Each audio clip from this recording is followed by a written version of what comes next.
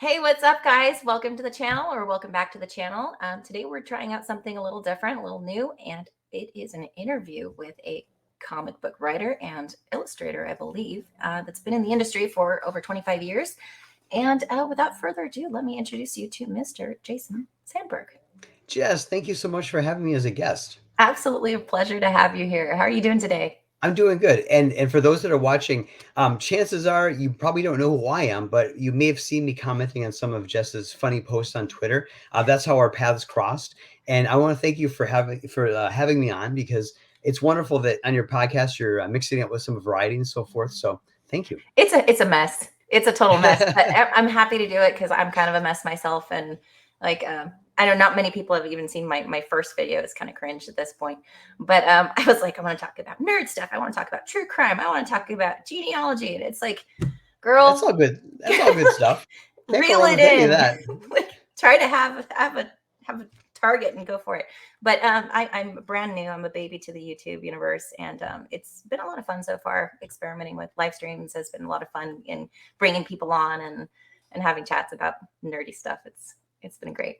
But Well, most importantly, it's your show, so you can do whatever you want. That's the my most show, important thing, I right? get to be dumb. I get to do stupid stuff. It's great. As long as I'm having fun, I guess it doesn't matter, right? Exactly. And people can tell if you're having fun. So, Yeah. so I'm Jason Sandberg, and I'm currently, I have an Indiegogo campaign running for this comic book Jupiter. It's 40 pages full color. The lowest tier is just $10. It's all new material, and it's a very exciting story. So I encourage you to stick around, and we can talk more about it, and we can have, share some stories and so forth. I've got a couple true crime stories to share with Jess, Ooh. and she can hit me up with some riddles if she want, or some Some or bad she fun. yeah. So we can play hangman or checkers. I don't know, but anyway, stick around and learn more. But certainly, you can go to the Indiegogo page for Jupiter and check it out. The lowest tier is just $10.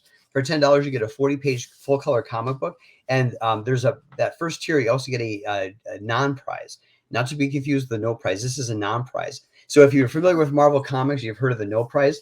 This is a non-prize, and I'm not gonna lie to you people. There's literally nothing in there. So it's a non-prize. It's a Okay. non-prize. You can get this if you back, but additionally on the back of the non-prize, there's a villain who's saying that even though you won, he's going to win in the end, because all good comic book villains trash talk. So stick around, learn more. But certainly, if you can't stick around, check out Jupiter on Indiegogo. Yeah, the link will be down in the description. So Thank you. check it Thank out. you. Have a look. I think I shared it on Twitter this past week or so. I just need to Awesome. share more, but it's really intriguing. You reached out probably in January sometime. I think so. I Yeah. think it was early on. And so I kind of like stalked your YouTube and your trailers and your Indiegogo and stuff. So it's a really cool, very retro vibe, sci-fi. It looks pretty mixed media to me, and it's very intriguing. I got kind of like the 50s, 60s sci-fi mixed in with some that movie from the 80s, brain fade. Oh my goodness. You can edit Heavy in. metal. Heavy metal. Oh yeah, yep, definitely, yeah, The heavy yeah. metal So vibes. yeah, that's very astute of you, because I love Silver and Bronze Age comic books, and I also love the 1960s Zap comics, the underground comics.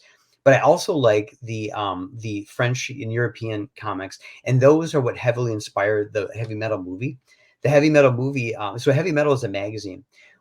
Their business model was they would go to the Europeans, and they would buy or license like 8-page stories that were already produced and printed in France and Belgium.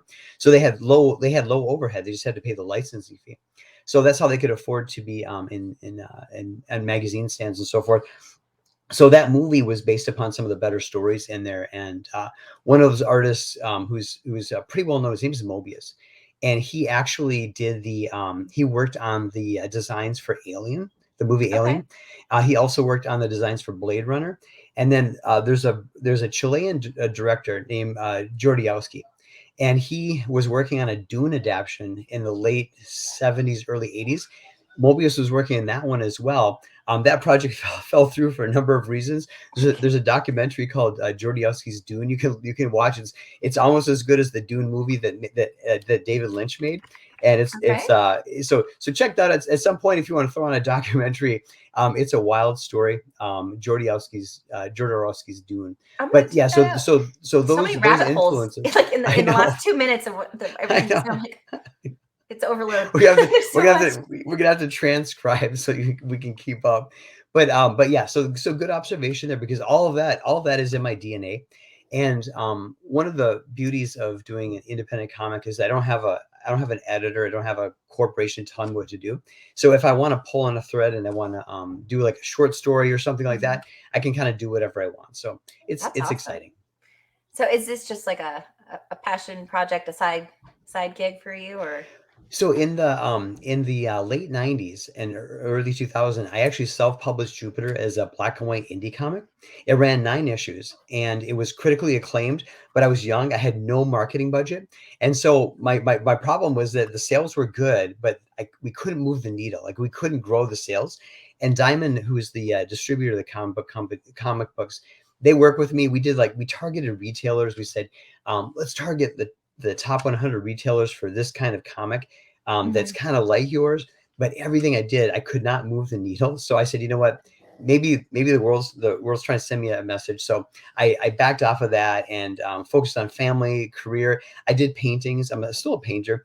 I exhibited in Manhattan in 2004, and I have some children's books that are available Wow. through Amazon Kindle. But the big thing that happened was around 2019, 2020, I became aware of Ethan Van Sciver. And I think we'd run in some of the same circles. So you may have heard the name before. Yeah. And what he kind of demonstrated was that with crowdfunding, you're more direct than the direct market, meaning you're going right to customers. And with pop culture and with entertainment in general, you as a consumer, you can afford to take a risk, right? Like if you see something that looks really cool on like Amazon or whatever, or Apple TV, it's like, okay, that looks really intriguing. I think I'm interested in that. It's only $5. Yeah, I'll go ahead and rent it or whatever. That's kind of the point. Like for whenever I see something that's mildly interesting, it's like, well, I'm already paying $5 for a coffee. It looks more interesting than a coffee. It hits the right price point to make exactly it that disposable income that most people have to splurge on a coffee. It's like, well, I'm intrigued. If it strikes a chord with you and it's great, hey, fantastic. And then even if it's like, I appreciate some of the craft in it or whatever, but I didn't love it. You're only out $5 or whatever. Right. Very low risk. Exactly. Low cost to risk. Versus if you're a comic book retailer, you're brick and mortar, you've got a payroll, you've got insurance, you've got taxes. And so when you see one of these new comic books come out by someone who you're not familiar with, who didn't work for Marvel or DC, as unsellable as the Marvel and DC stuff is, it's a known quantity. You know what you're going to get. So what had happened over from about 1995 to 2020 is that because of the way the direct market for comic books was all running through one distributor, and they had exclusivity deals with all the publishers, that created this kind of slowly contracting and confined and kind of claustrophobic marketplace. Because the retailers, if they saw something that looked kind of flashy and cool, they could order like 2 or 3 copies, and then they would sell, and they'd be like, boy, I didn't lose money on that. Okay, next month, I'm gonna just order like 2 or 3 again. And so for indie creators, it was very hard to jump up in sales. But now with crowdfunding, we're closer to the consumer, and so you can do your best to get in touch with the right kind of people and kind of make a case for your book. But again, you're not having to convince a retailer to buy 100 copies or a case of something. And then another thing that's killing comic books is variant covers. And you probably are very removed for this, but what that is, I'm so removed. Please explain. So basically, if you've got a terrible book and you want to sell more of it, you can either make the book better or you can put a second cover on it, so that people who have OCD feel compelled to buy both of them. So there's a thing called that's a variant cover. it is cruel and it is malicious because they're preying upon the collector mentality, and they're Yeah. preying upon people's OCD. Now, if you have OCD, make it work for you. Okay, find a way in life to make money off of your OCD, and it could be accounting. I don't know. It could be a private detective. I don't care. Make OCD work for you, but don't let people take advantage of your OCD. So there's these variant Very covers good where it's the advice. same comic book but a different cover. So for Jupiter, what I do is I care about my people. I care about my customers. So I've got the main cover for Jupiter, and if somebody's like, "Hey, there's this trend for variant covers," I'll say, "I'll give you a variant cover, but it's not going to Just cost you flip it anything. over. Just flip it over." So Jupiter has a variant cover and a main cover. You only have to buy the book one time, but you get the variant cover because I care And about you people. said it's 80 pages? It's 40 pages. 40 pages. Yeah, 40 pages, full color. It So looked a little hefty, so well, so that's the other thing is that so with crowdfunders, Mhm. we're trying to make books that you're going to like cherish. We're not trying to meet a deadline, like a monthly deadline. And so we're trying to make something that's worthy of going onto like the bookshelf. Mhm. So this is it's 80-pound satin paper versus the typical comic book, which is like 20-pound bond. And and it's 40 pages versus like 24 pages. So it is actually kind of feels more like a magazine or a book. Yeah. But the idea is lavish something with as much attention and detail and craft, because you don't have a deadline, and you can do whatever you want. So it's very liberating to be able to do this. That's so cool. The quality. I mean, it just seeing it on camera, I can imagine how it feels. Like you can. What's the word for that? I'm having a hard time with words today. Tactile. It's the Yes, tactile. yes. Just Yeah, there's a yeah. there was a weird meme going around recently, and it's an old one, but it was like it's a weird thing about our physiology where you could look at anything and you can imagine what it feels like on your tongue, like textures. Sure, So sure. like Yeah. yeah, think about that one for a while. It's a little weird. Um, Yeah, well, I mean, you can if you see something with volume, you kind of can guess how much it's going to mm, weigh and stuff like that. yeah. Um, yeah, no, I see what you're saying. And oh, the other thing is the nice advantage of the 80-pound paper, it's coated, Hmm. is that you can read this and you're not going to get like you're not going to get all sweaty, and like some of the comic books now published by Marvel and DC, the paper's so thin when you're done holding it and you let go, it warps just from your fingerprint. It's just Oh, it's so cheap. cheap. Well, what got you into comic books in the first place? So in 1977, I was spending the summer with my grandparents, and my grandmother on a Saturday night, she said, "Jump in the car." We drove to the downtown Hopkins, which is an inner ring suburb of Minneapolis. So we drove down to the pharmacy. I'm very young, and we walk into the pharmacy, and she goes, "Oh, grab a Sunday paper," and I'm like, "Sunday paper? It's Saturday," and I'm like, "It was the early edition." I didn't know that, but it was an early edition Sunday paper. So I'm like, I didn't know that was Grand, a thing. I know. I'm like, my grandma's magic. She knows all this magic stuff. So then she goes, "So go grab a comic book." So I went over to the spinner rack, and I know I was aware of like Spider-Man and Batman, but I picked up a copy of Captain America by this artist named Jack Kirby, and he's the gentleman who created the Fantastic Four and Thor and the X-Men and Captain America back in the 40s. And I had no idea who he was, but the artwork just popped off the page. So he had developed this kind of visual vocabulary where images just kind of, for me, they just popped off the page. I just identified with it, and then I was very lucky that was my first comic. So I just continued to read them, and they kind of stuck with me. And eventually, I'd sit at the dining room table, and I'd kind of try to make my own and so forth. And that all kind of leads to where we are today. Okay. And you so professionally but independent, you've been doing this, right? Yeah. So how would you say that comics differ now from 5 years ago to when you first started, like 25 years ago? The biggest thing I would say would be in the indie space, it'd be the crowdfunding, Mm, for reasons that we kind of talked about earlier. yeah. And then obviously on the for the mainstream comics, all Marvel and DC, which are the big two companies, they're both appendages of huge media conglomerates, Hmm. and they are just it is very bleak. It's very, very bleak stuff.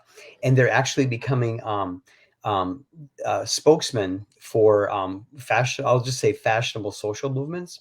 So instead of telling Absolutely. like good stories, instead of telling good stories, they're basically there's a very plausible theory that the comic books now are a way to check boxes to adjust the ESG score for the corporation, meaning Mm, they don't really care about the content. They don't really care about they care about the characters for purposes of IP for movies and video games, but the sure. actual comic books, they don't care about the characters. So they're using them to check boxes to score points on for their ESG scores, so they can make themselves more attractive for lending and the stock price and stuff Yeah. like So that. so we have this marginalized character, this marginalized character. The story doesn't matter, but we have those characters in there. We're good to go, right? And so Exactly. like Yes. following like And Gary then Neurotic, exactly. Yes. he owned a Yes. comic book store, and he's Exactly. And yeah.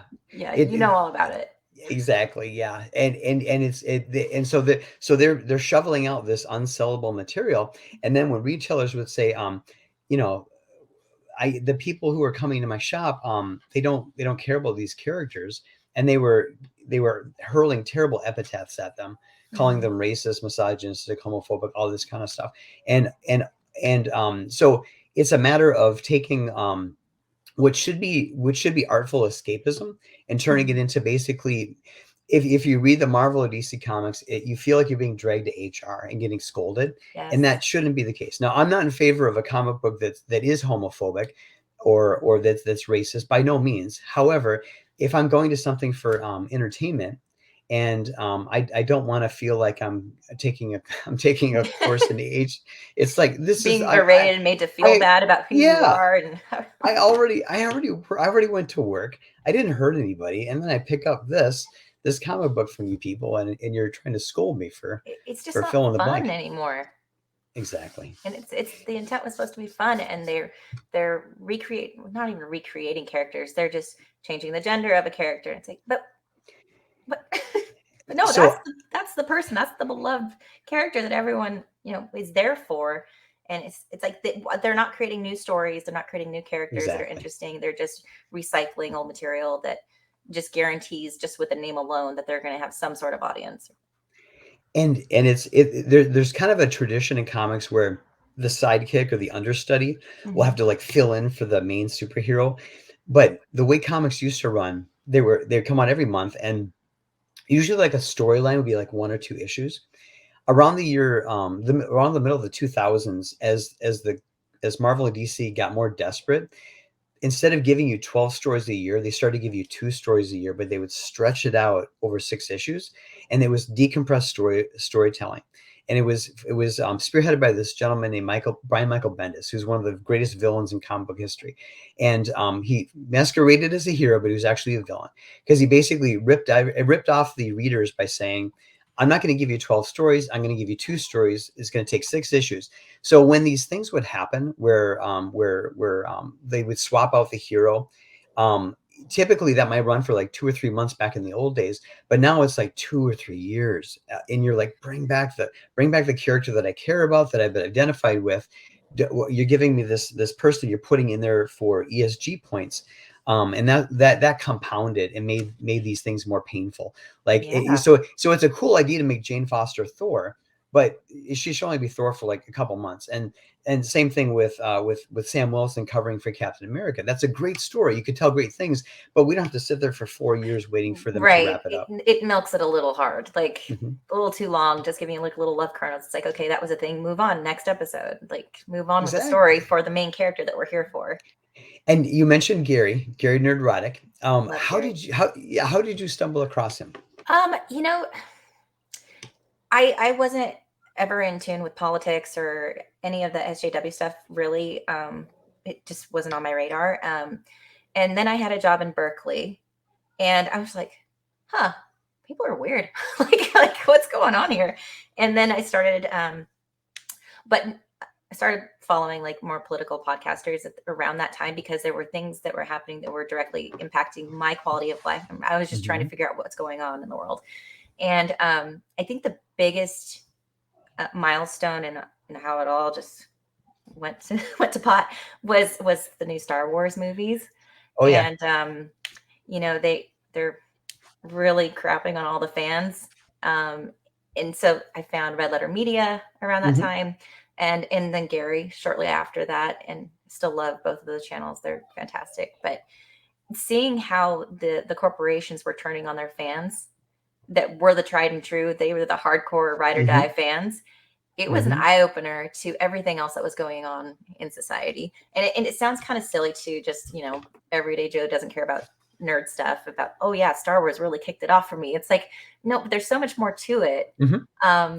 It just, Because it just, the the domino effect was just insane. because like I mean, that pop culture is part of culture, Yeah. and to some extent those are the kind of the shared mythologies, right? Mhm. And like people can subscribe, they can go to different churches and so forth, but like, I mean, and from like our kind of age, like, you may not have gone to the same church as somebody, but you all watch the same Seinfeld, or you all Yeah. watch the same Gilligan's Island or whatever. Yep. So you could kind of and so and now granted, it isn't a be all end all, but these are the shared these are the shared American mythologies, Right. and they're really messing them up bad. Yeah. It's painful. It's painful to watch, but it is providing a lot of content and material for content for creators. It is. And so did you see the Lizzo and Jack Black pictures? Yes. Okay, so Yeah. here's I can make you So laugh a bad. little bit. I'm gonna Okay. tell you something kind of, I think it's funny. So I was like scrolling through, and I saw that. I saw a still of that, and I said to myself, "Oh wow, pictures from Rings of Power season 2." Oh dear. She Now, looked like a character from Rings of Power, and I yeah, refuse to watch it. And I know, bad content creator, I should be subjecting myself to the abuse just for let the other sake of people understanding. let other people jump on their grenade now and then, right? Yeah. But I did watch like a 30-second clip of that bit, and it looks it's comical, like not in a good way, but it's just insulting, I guess, to the fan base. And like, I've had friends that were trying to give it a go and watch the latest season of Mandalorian, and they're like, guys, this one's just so bad. I don't think I can do the rest of the season. I just can't. So better thee than me. Yes. But yeah, it's a train wreck, and it's really disappointing and sad what they've done, with the characters and stories that were foundational for so many of us. Um, and even Picard, I will say season 3 has been okay. Like, I've liked portions of it. There was only one episode that seemed like really badly written and lazy writing. Um, just kind of like, well, that was out of left field. Okay, but they picked up, and I'm still enjoying it. Good. Um, and I think it's their final season, which it should be. I mean, they have all of the cameos and the reunion stuff happening. It's like, okay, we should just end it on a high note. So, pretty pleased with it. I actually know John Eves, who's one of the concept artists for Star Okay. Trek, and he's been on their roster since the early '90s for Next Gen. Cool. So hopefully, I'll probably have him on at some point. But really cool guy. Really, I have a book of his art. It's beautiful. Anyway, tangent, going No, off the that's rails great. here. No, I love tangents are great, and that's the thing. This is a podcast. It's a conversation. It's not scripted. So wonderful. Thank It's you. my show. It's just me doing Exactly. me things.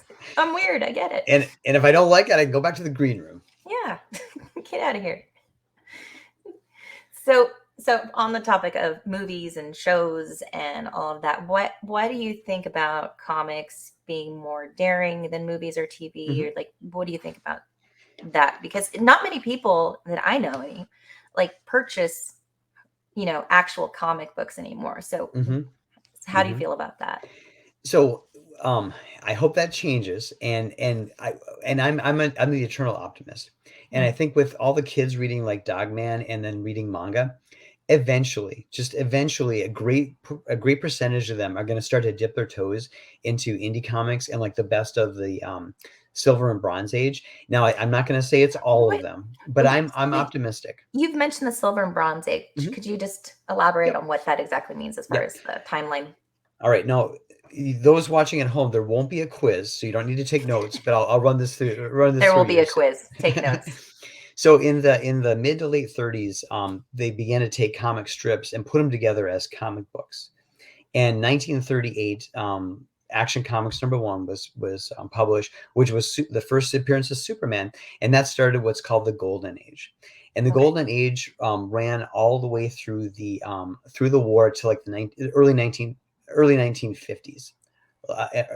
Yeah, through the 1950s till about 53. So the Golden Age is 1938 through World War II. And again, during World War II, they were sending everybody was reading comic books because you didn't have television, and Mhm. they would send these soldiers out, and they would basically be on a it would take a month to get across the Atlantic or whatever, so they'd be reading comic books because it was they could pass them around and so forth, and it was exciting and so forth.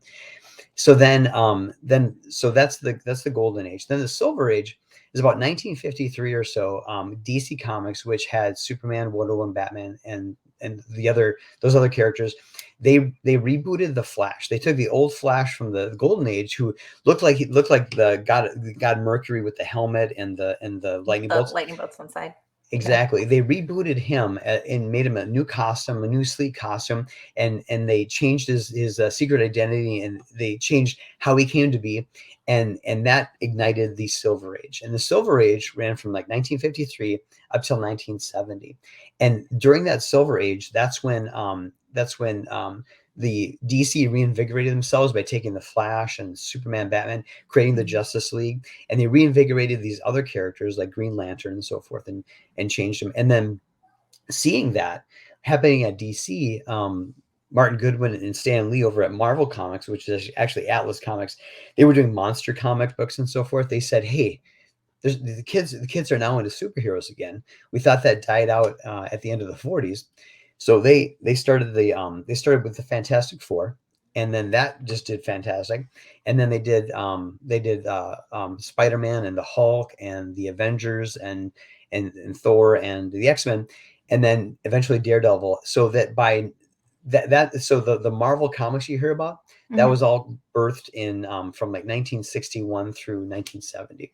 So that's the Okay. Silver Age, So and for interesting thing there that just made me think about it. Like, so the superheroes kind of weren't as popular for a time, and then it became monster comics. mhm. Was the superheroes being popular in the early comics from the 30s, World War II era? Is that because of the war propaganda and looking at military as superheroes and pride in your country? I mean, Captain America, Superman, and all of them have that not close relation. Oh dear, I have to shoot some dogs. But it seems like it's not mirroring, but it seems like they're putting an illustrative take on things that were actually happening at the time, and looking at somebody to save the day.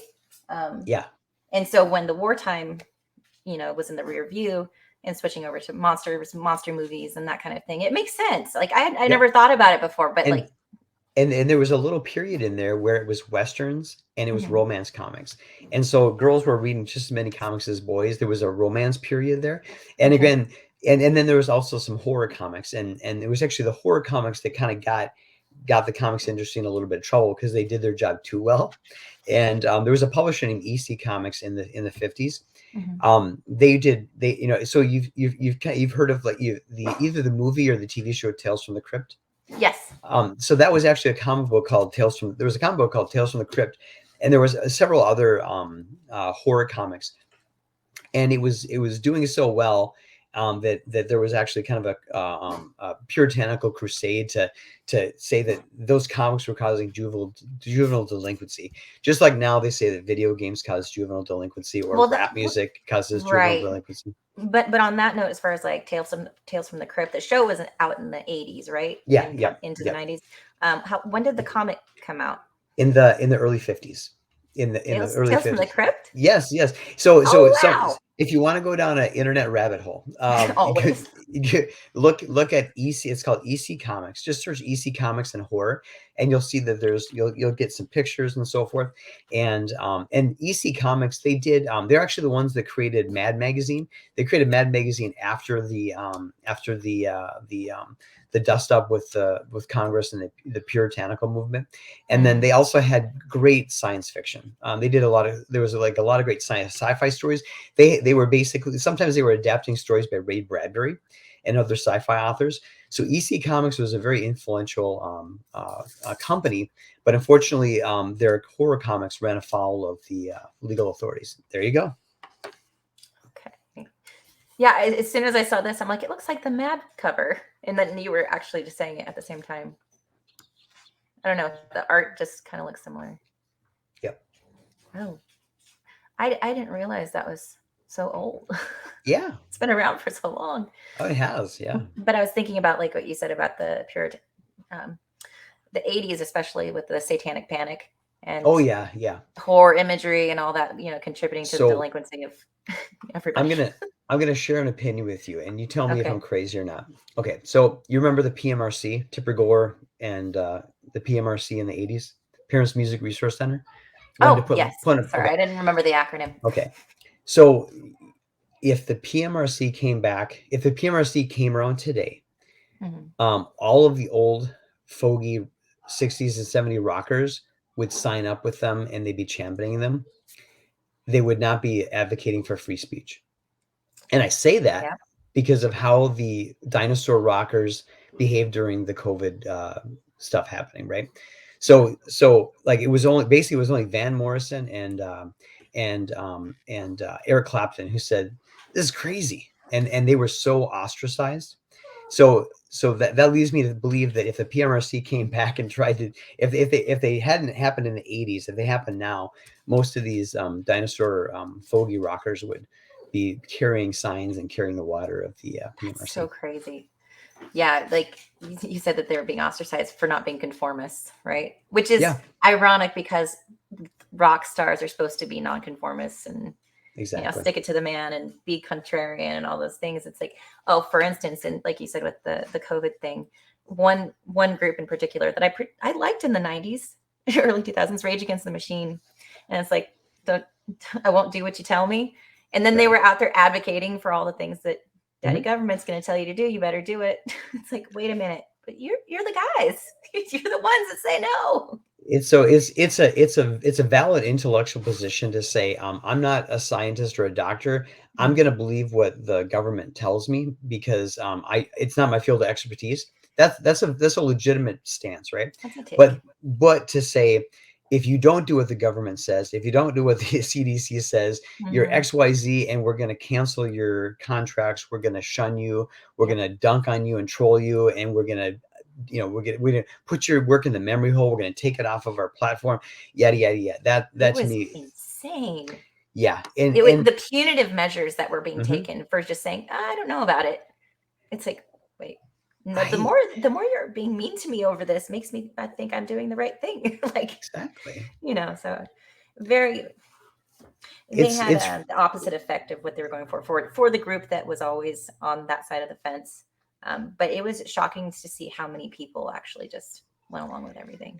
What was depressing for me is that, when I went through high school and so forth, we read the Diary of Anne Frank. We read the Scarlet Letter. We read the Lottery by Carlson, and so and we studied the Holocaust and so forth. And I'm not comparing it to the Holocaust, but the point being that the education that I was brought up with, it was that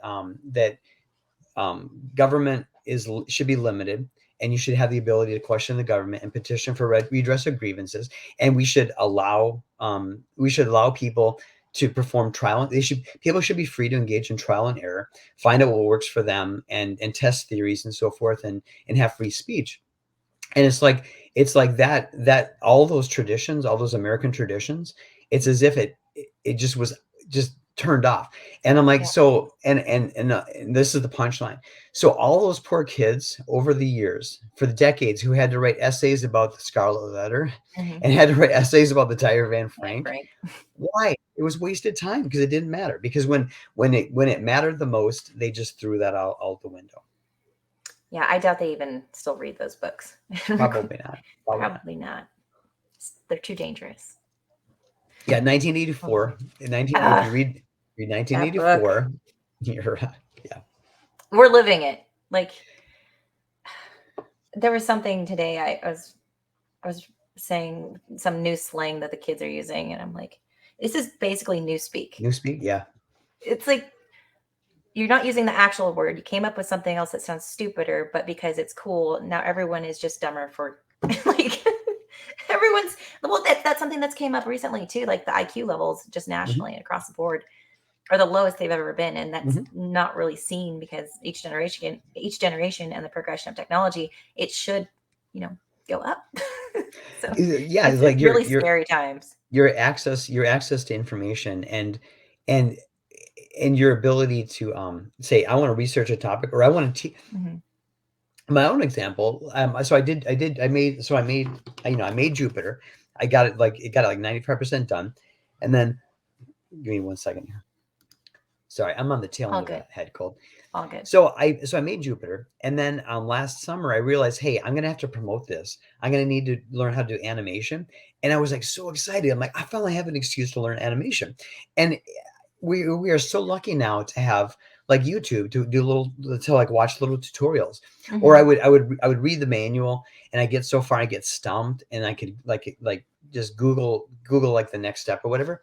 We are so fortunate, and what kills me is there's so many people that just want to sit on the couch and just stream Netflix when Yeah. they've got so much potential that they could pursue. Yeah. I mean, remember, like as kids, like you're not always gonna have a calculator in your pocket to do this. Yeah, I know. Like, Oh, well, yeah, we did. now I have Yeah. a supercomputer. I have all the information ever on the Yep. planet Yep. at my fingertips, and it's a camera and a phone too. So, like the idea, I mean, it was incomprehensible to think of where the difference from, being a kid of the '80s to now. I mean, it was just unfathomable to think that we've come so far in such a short span of time, and Yeah. it's so much worse. Like in Well, some ways, so societally, so there's do you, I some mean, do you think deficits. so here with because you said you were in San Francisco or Berkeley? Yeah, so I lived in Northern California for about Okay. 6 years, and moved back to the more southern region almost 2 years ago now. But yeah, I was up north for work, and then I ended up taking a job in Berkeley, even though I didn't live directly in the Bay Area. It was a whole different world, and I didn't even I wasn't aware of the politics. I knew like some people were liberals and some people were Republicans, but I didn't really understand what the differences were until going into a place where it just seemed like loony bin. It was a loony bin, but So they were nice. I mean, they were nice people with it meant well. They were just kind of nuts. so what I don't what I'm kind of curious about is I mean in Minneapolis and St. Paul, Mhm.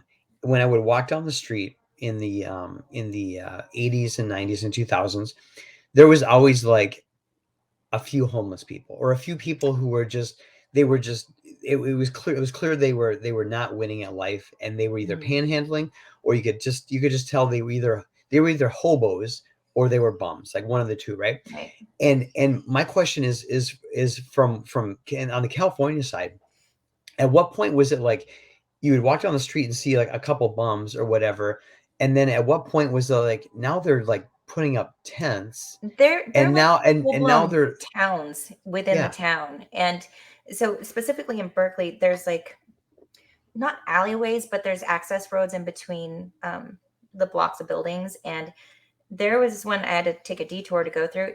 I felt like I was in like a World War Z type of movie. Mhm. Like you have these temporary structures that they've got hubcaps decorated. Like it looks like a full on post apocalypse type of thing. And you've got these people yelling at the air, like just to nobody. And it's super sad. Um, but they What would what build these areas up so much. And then one day the city just comes through and like bulldozes it all down because it's one street over from 4th Street in Berkeley. that is like has Lululemon, it has like Mhm. all of the high end shops and stuff. So they try to keep it looking a little nice, like Yeah. that area specifically. But it was intense, and there were needles everywhere, and Would it was well, gross. like was it always like it was always kind of there, but it was small. It would kind of come and go, I or was there wasn't a certain point where it's like it's out of control? Like, I didn't live in any major city, but as a kid, we were close enough to Los Angeles for events and go to museums or whatever. We'd go to Los Angeles, and you would see several tents, not like little tent cities, but you would see a couple here and there. But then probably around 2010 ish, you started seeing, oh, well, there's rows of tents now. And then in the last probably 2015, 2016, it just seemed like it just got out of control. And wow. that, law enforcement and the cities just don't even bother anymore for the most part, except for like in that area of downtown Berkeley where it was like, okay, well, we got to keep the Lululemon people happy over here. So we're just going to bulldoze it today and it'll be back in a couple of weeks, to be honest. Like they're quick. It's And insane. from what you can tell, is it is it addictive behavior leads to losing your job, leads to going spiraling down, or is it mental illness I think that mental illness is a huge portion of it. And from what I'd seen, there's no incentive. They're being taken care of.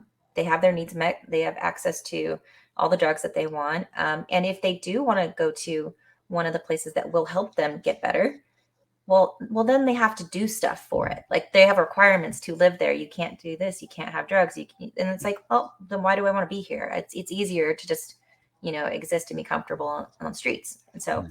I it it's multifaceted, but ultimately, I feel like there's too many incentives to stay that way, especially in like the Bay Area. Because what's troubling to me, I mean, it's a human tragedy. Um, what troubles me is that are the authorities saying are the authorities saying, well, we've done some statistical analysis, and basically from the point at which from the point at which they bottom out with the drug use and the fentanyl and so Mhm. forth, and then the parasitic diseases, the problem will take care of itself in exactly 2.7 years, so don't worry about it. And the homeless problem isn't going to grow. It's just going to people are going to pass away, and then new ones are going to come in, and they've just given up. And what is um what's what do you think, they're thinking in terms of the authorities and where My it's going to my go? my take on that is along those lines, and ultimately, it's a, it's an act of futility. Like if the ones that actually do care and want to help people, well, most of the time, the people they're trying to help don't want the help. So if they're being forced to go into programs that will help them, then as soon as they're out, they're back out there. So as the person that is the law enforcement or social worker or whatever that's trying to, if they are genuinely trying to help people, it would be really disappointing, and it would be hard to keep that energy up when you see the cycle happen over and over. So I think a lot of people in that industry, public service and safety and all that, especially in mostly blue cities where I think the politicians and all that level, they Mhm. don't care. No. They have their own agenda, they have their narrative, and as long as they're not directly impacted, so why would they care? And I think there's just a whole lot of not caring happening from the top to the bottom. And so it's a really sad state. It's kind of black pill, sorry, but No, it's pockets of a failed state. I mean, Mhm. there's I mean, the whole country's got problems. Yeah. Clearly, you got a $30 trillion debt and $100 trillion of unfunded liabilities Mhm. and so forth. But there's just areas where like I never expected to see complete social breakdown. And there was this one, I'm not laughing, but there was this one It's okay. there, We there can was laugh this at the one, pain. It's I was fine. scrolling through Twitter, and there was this one thing that said typical day in San Francisco, and it was cell phone footage, and it starts out with a naked guy peeing, Hmm. and then there's Yeah. some guy who's coasting on a wheelchair, and then it comes to a stop, and then you hear honking, and two cars like smash into each other, and then and then He's just then panning the camera. and then there's there's a place on fire, and I'm like, This is fine. God, Everything's what fine. what and I think about the people who like have the either businesses or pay the taxes, and I'm like, when are they going to revolt? When are they going to say this is ridiculous? I'm paying income tax, I'm paying property taxes, I'm paying all these business licensing fees, I'm paying plate taxes on my car, and I literally can't get from point A to point B without going through the Mad Max stuff.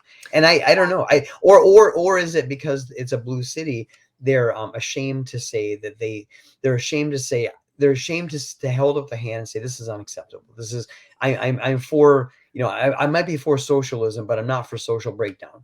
Like, Yeah. A lot of people are moving away out of state.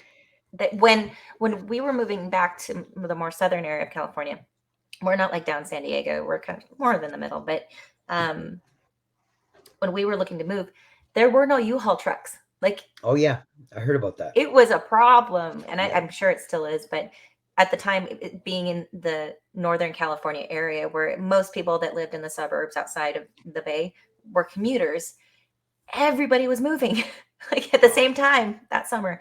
It was insane. Everyone's like going to Texas, going to anywhere else but here, Florida. And it's like I would, but we have family here, so it's kind of is what it is. And again, not living in a city, I kind of get into a comfortable place where I don't really have neighbors, and I go to my local grocery store and I come home, and that's my life. But seeing the things that are happening in cities, it's looks like it's gotten so much worse than just a few years ago when I left the Bay Area. It's the escalation is pretty crazy. Yeah.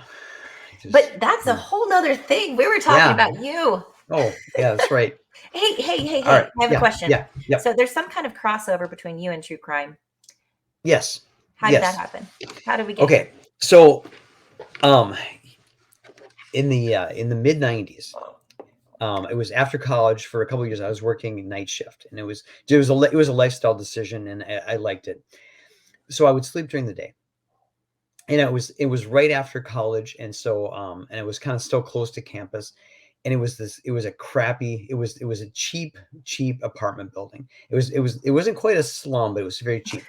And my girlfriend would work during the day, so I'd lock the door, but I wouldn't put the chain on there. So if she came home either for lunch or when she came home and I was still sleeping, she could get in. So lock the door, but no chain.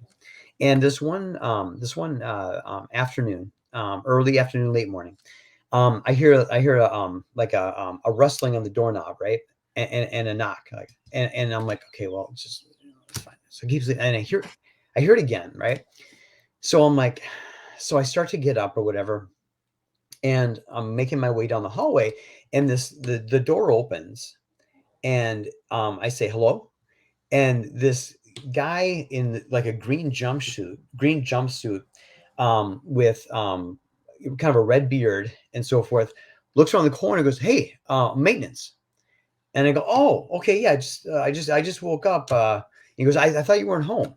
And I said, "I sleep during the day." So I said, "Yeah, come in." So I'm in the process of waking up, and I'm like, "Are you here about the mice?" He goes, "Yeah, I'm here about the mice. Where are they coming in?" So I kind of, oh no, he goes, I can come back. I can come back. No. We got a mouse problem, right? So I show him in the kitchen where the mice had come in. I said, "And now while you're here, let's go look at the AC." And so I go in the living room, and he kind of follows me along and goes, "Well, I can come back some other time." And I go, "No." So I take the cover off the air conditioning unit, and I pull out the filter. I go, "Listen, it runs, but it doesn't make any cold air." So I'm beginning to kind of give him a to-do list because, hey, I'm the renter, right? Well, you're here. And then I go, another thing, when we run the oven, let's go back in the kitchen. So he follows me back in the kitchen, and he's kind of trying to inch away. And I go, check this out. I turn on the stove, and I can smell gas. And he's like, "You know what? I'm gonna grab my tools. I'll be back. And I go, "Okay, all right, yeah, let's get this all taken care of, right?" And then I'm like, "Wait a minute." So he leaves, and suddenly it's like I'm awake enough to realize something's not right. So I locked the door, chain it, and I called the landlord. And they're like, we don't have a maintenance guy. So Good grief. I called the He was police, and committed to the yeah, character. yeah. So I think what it was he was either a burglar or potentially a rapist, Mhm. who would dress kind of in a bland maintenance outfit, like Mhm. a green maintenance outfit. And so if someone came across him, he'd say, yeah, I'm the maintenance guy, and they're like skedaddle. And he was going down the hall like checking doors. Now, I didn't Ooh, see a key, so creepy. he must have picked the lock on the door and got in, because he had knocked a couple times and I didn't answer. So he assumed no one Mhm. was there. He was going to go in there and do, steal the TV or whatever. But that was one of those. So I was almost a true crime statistic. Oh, wow. Yeah, and I get That's creeped out thinking about it, weird. because there's so many ways it could have gone differently, right? If I was a female, if I hadn't been giving him a piece of my mind about the Mhm. bad state of the apartment, You made him work for it. yeah, You made him work exactly, for the role. exactly. So He's like, "I'm yeah, out. Get out of here." Oh gosh, that's crazy. Yeah, thinking about like having somebody in your home and then but in hindsight only realizing that they weren't who they were, claiming to be. That's freaky. yeah, and I think there was. When I relive when I would relive it, like immediately after, and like later, there were kind of this nervous moment at which I think he was gonna bolt, or he was beginning to think that the way he was agitated, Mhm. it wasn't agitated like, man, just my to-do list is I'm so busy, my to-do list is. He was getting agitated because I think he was realizing I was getting close to the point where I didn't believe him anymore, or I would see through his scam or whatever. Oh, So he was getting the kind of, and so, get you nervous. know potentially could have had, something in his pocket and Yeah, you don't know how bought me people with are a going to wrench. react when they're feel like they're backed into a corner. Exactly. Yikes. So that's my true crime, my near miss, or my near hit with why do they call it a near miss? If it should be a It near is a hit, miss. It's right? just a miss. It's a near hit. Yeah. Yeah. There you go. It's Yeah. swing and a miss. Language is weird. So you're in Minnesota. Huh? Ricada's in Minnesota. Nick Ricada. Hmm. And I hear something about Prince being from Princes from, yeah. So there. when it comes to famous people, I've met Tommy Stinson from the Replacements. He was the bass player for the Replacements, and he played with Guns N' Roses for a while, like 10 years ago, whatever. I Very sat cool. next to him at a coffee shop. We talked for about a half hour. That was really cool. Um, I have not yet met Nikki Rackets. Um, Bucket list. Eventually, and hopefully I never have to put him on retainer or hire him. I have not met him, but I think eventually our paths will cross. And then with regards to Prince, I never met Prince. However, I did sneak into Paisley Park, his recording studio. Oh, Yeah. So it was the summer of 1990, and they were old. filming.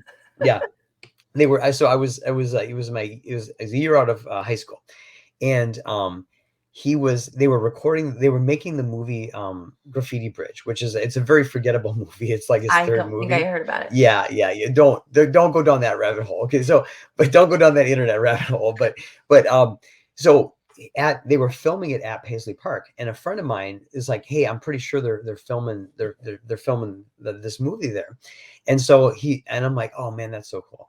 And he said, "Well, the best way, and my friend is he's a bit of a gray area. He goes Okay. he goes, Jason, the best way to sneak into what the best way to sneak into some place you're not supposed to be is. I go, I don't know. He goes, lunchtime. And I go, what? He goes, yes. You go in during lunchtime with a bag lunch. People are coming and going. Nobody's working, so they're passing in the hallway, and you're just gonna pass as one of the people who's working in a different section of the building. So sure enough, I grabbed a bag of Doritos, and he grabbed a bag of lunch, and we walked up the back loading dock at Paisley Park right about lunchtime as people were coming and going. The door was open.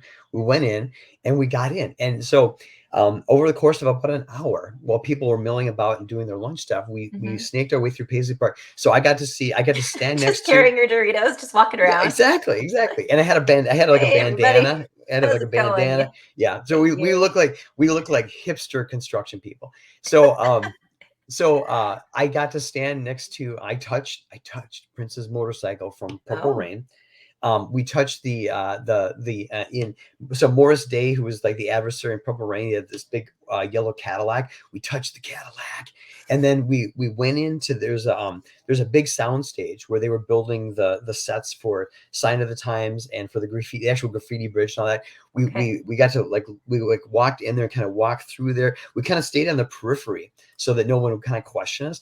And then we snaked our way up to towards the front of the studios, and there's a hallway leading to where the recording studios are, and then on the walls are like people would record at Paisley Park because of the good production value, and it was cheaper than say New York. And they would always take the album and sign, "Hey Prince, thanks so much." So we were like walking down the hall, like, oh, cool, oh, cool. And then you're just on your own journey and nobody even notices you. Well, because they think we're construction workers on lunch.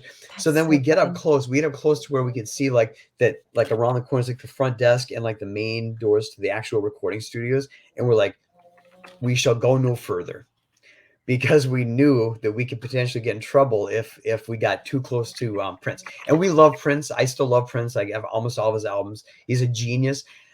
There's in my lifetime, there's been two musical geniuses, Frank Zappa and Prince. They're both freaking geniuses. So anyway, so we begin to back our way out, and then so we're like, okay, all right, we have exhausted our luck. We've had a great time. We saw everything we wanted to see. We got to get out while we still can. Get out of here, right? So we walk out the door, down the middle steps. We get halfway through the parking lot to the road. This door opens up, and this big guy, like a bouncer, goes, "Hey, can I help you with something?" And I turn around and say, "No, we saw it already. Thanks." And we skedaddled up. And so we got out of there. I don't think they called the cops. I think they maybe changed their security measures.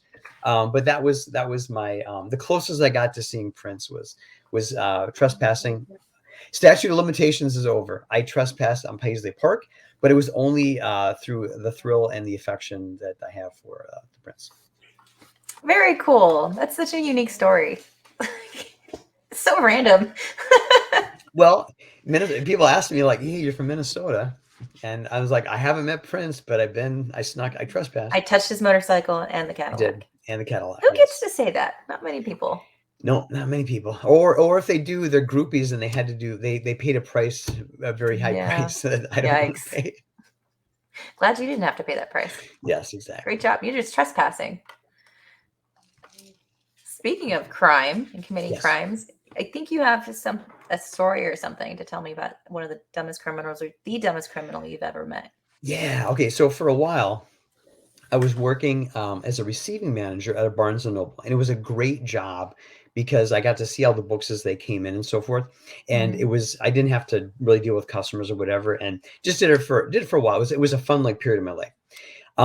So Barnes & Noble would they had this deal with the publishers where if they didn't sell the mass market paperbacks, we would tear the covers off and then bundle them and send them back for credit to Dell and Random House and Penguin and all that kind of stuff. So we would end up with these boxes of mass market paperbacks without covers.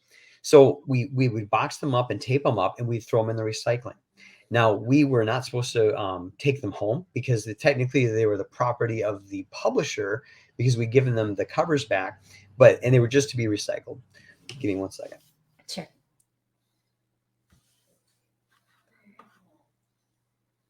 So I'm the receiving manager, and I've got the key there's an alarm on the back door. I've got one of the few keys to open the door to go out there and check in the freight and all that kind of stuff. So this one day I'm back towards the back of the building, and I hear some rustling around. I open up the door, and there's like a Camaro or something like that idling, and there's a guy digging through. He's got a box of the paperback books, right? And I say, sir, you're not supposed to be doing that. You're not supposed to be doing that. He goes, there. So he goes like F off. And I go, really, you're digging through the garbage. That's not your property. And he takes the box and he throws it on the ground. He goes, "You want to fight?" And I say, and I kid you not, I say, well, I said, actually, yes. However, I'm currently punched down the time clock. Give me a moment to go punch out so that I'm not on company time. And I would love to fight you. I'll be right back. So I close the door. I pick up the phone. I call the police, right? And then I'm like, okay, now I gotta stall him. And then I tell my manager, hey, I got a wacko out here wants to fight me. So then I grab the phone and I'm like, okay, I got to take a picture of his license plate in case he gets out of here before the cops come, because he's basically threatened me with battery or whatever. So I open up the door and he's still standing there waiting for you to come fight him. Yeah, it's maybe been a minute. You know, Put about up a your minute. dukes. The box is on the ground. His car is idling. He's standing there ready. I come out with my phone and he realizes, oh, he wasn't going to fight me. He didn't go punch out. He didn't go punch out to fight me, so he wouldn't fight me on company time. Oh my goodness. So then he gets in the car and I take a picture of his license plate. He speeds off. Okay. So I'm like, man, that guy's an idiot. So dumb, right? So then flash forward about so then about 5 minutes later, the police come, and the police officer, she is lovely, beautiful. Like I was like, oh man, she's beautiful. That's not typical. No, I know. So and so I'm like, hello.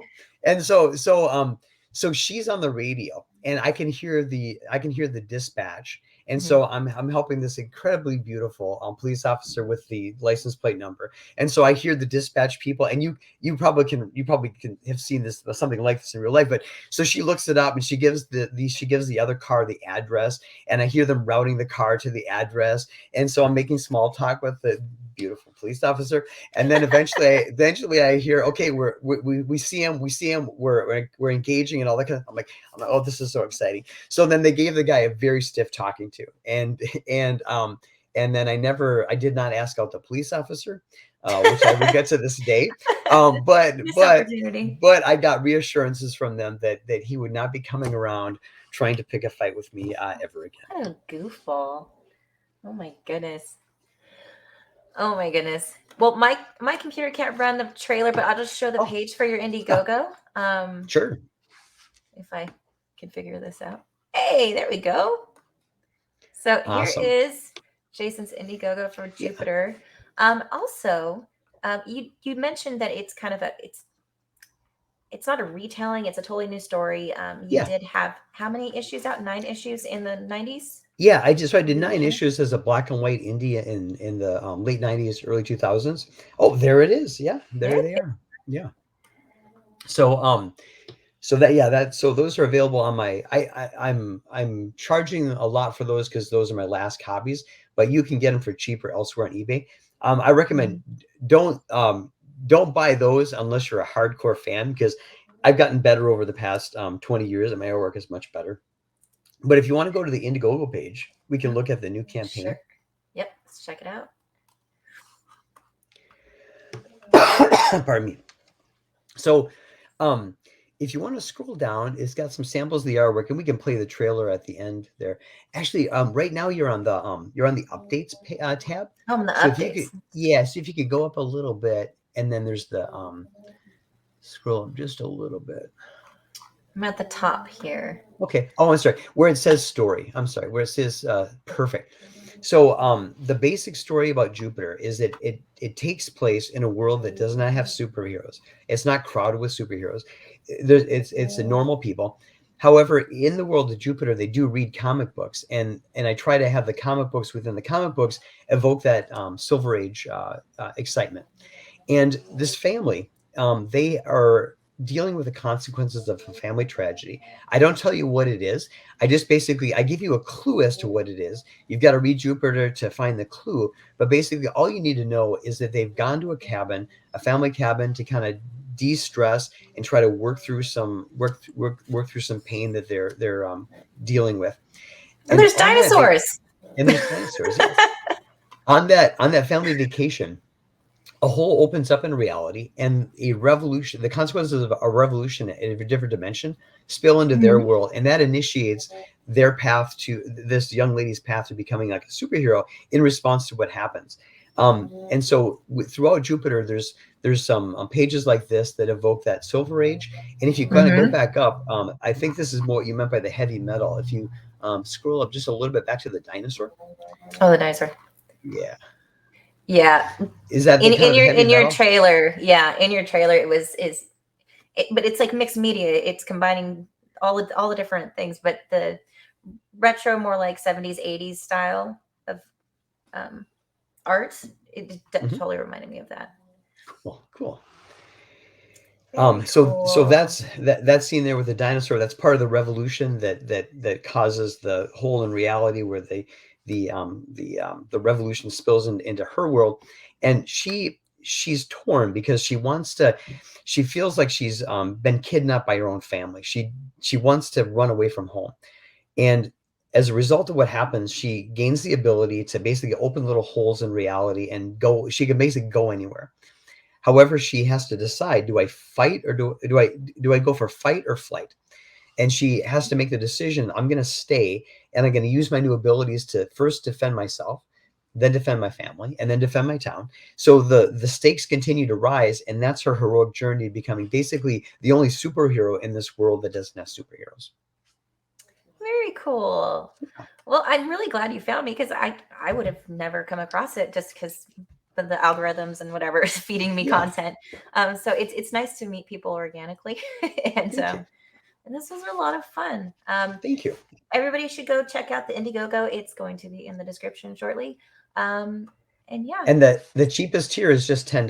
For it's just $10, 10 you bucks. get $10. What can you? $10 for 40 pages. 10 bucks. You get a comic book and you get the non-price for $10. And right now there's 75 of those available.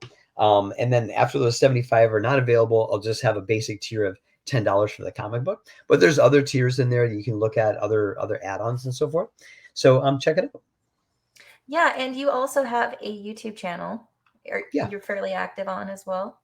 So I've got a YouTube channel, and mostly I've only got 17 subscribers. But mostly what I put on there is that's criminal. That's bad.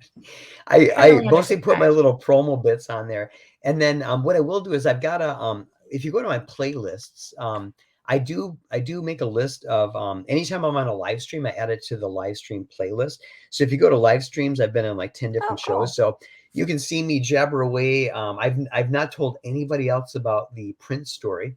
That's an exclusive to your show, but certainly I'm trying to make the rounds and spread the word about Jupiter.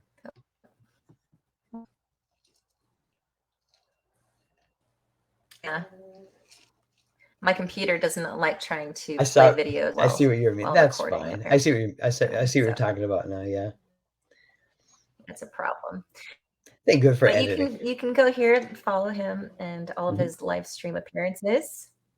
Yeah, it's totally and totally fine. The campaign is almost to $2,000 as we speak.